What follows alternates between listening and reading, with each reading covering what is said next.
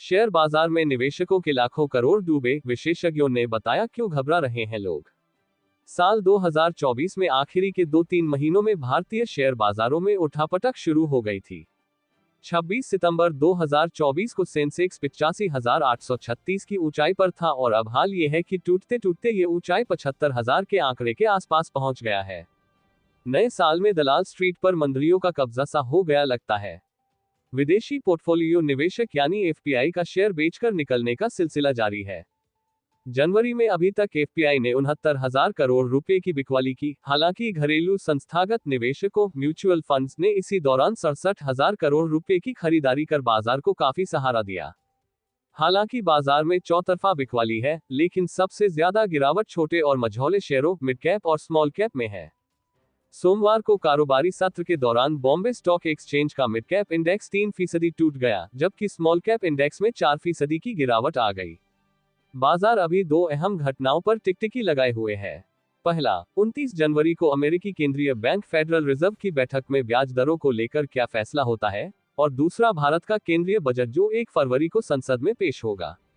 America में federal reserve ने अगर ब्याज दरों में बढ़ोतरी की तो दुनिया भर के बाजारों की मुश्किलें बढ़नी तय है। वैसे भी विदेशी निवेशकों ने भारत समेत कई उभरते बाजारों से कन्नी काट ली है और इस सूरत में वो अधिक और सुरक्षित रिटर्न की चाह में अमेरिका का रुख करने में देरी नहीं करेंगे।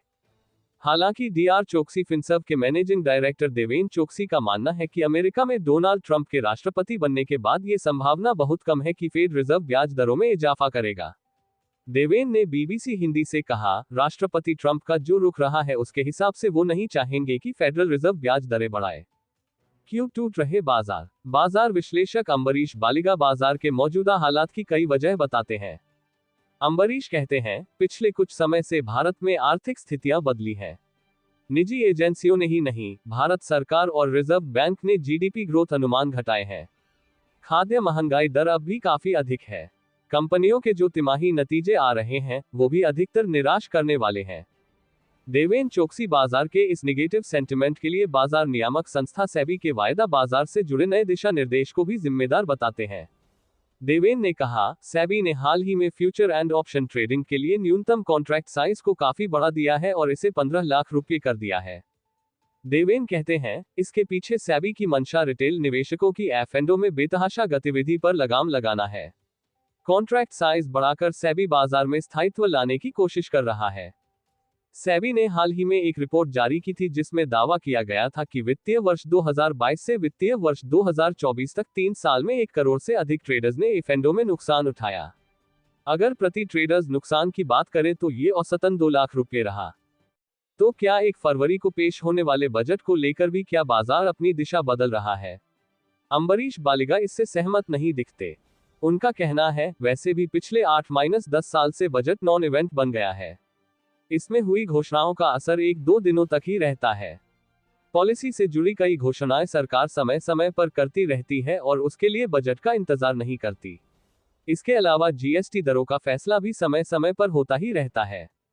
अंबरीश कहते हैं कि कैपिटल गेन्स टैक्स के मामले में सरकार पिछले बजट में ही अहम फैसला कर चुकी है, ऐसे में इसमें और बदलाव होने की गुंजाइश नहीं है।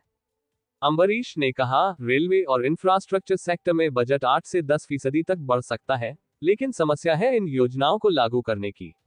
क्रियान्वयन तेज हो, इसके प्रयास होने चाहिए। देवेन चोक्सी कहते हैं, बजट में बाजार के लिए कुछ निगेटिव होगा, ऐसा लगता नहीं है।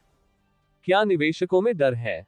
पिछले साल यानी 2024 भारतीय शेयर बाजारों के लिए इसलिए भी खास रहा कि रिटेल निवेशकों ने अपनी भागीदारी बढ़ाई। सिस्टमेटिक इन्वेस्टमेंट प्लान यानी सिप के जरिए बाजार में जमकर पैसा आया और शेयरों के भाव खूब बढ़े।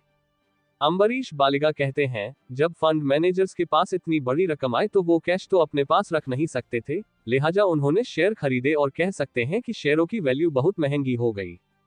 तो क्या इस गिरावट से रिटेल निवेशक घबरा जाएंगे या बाजार से हट जाएंगे?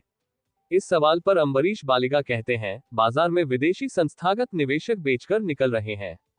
रिटेल निवेशकों की भागीदारी बढ़ी है, लेकिन असलियत यह है कि पिछले 4 सालों में इनमें से अधिकतर निवेशक पहली बार बाजार का ये रूप लगातार गिरावट देख रहे हैं।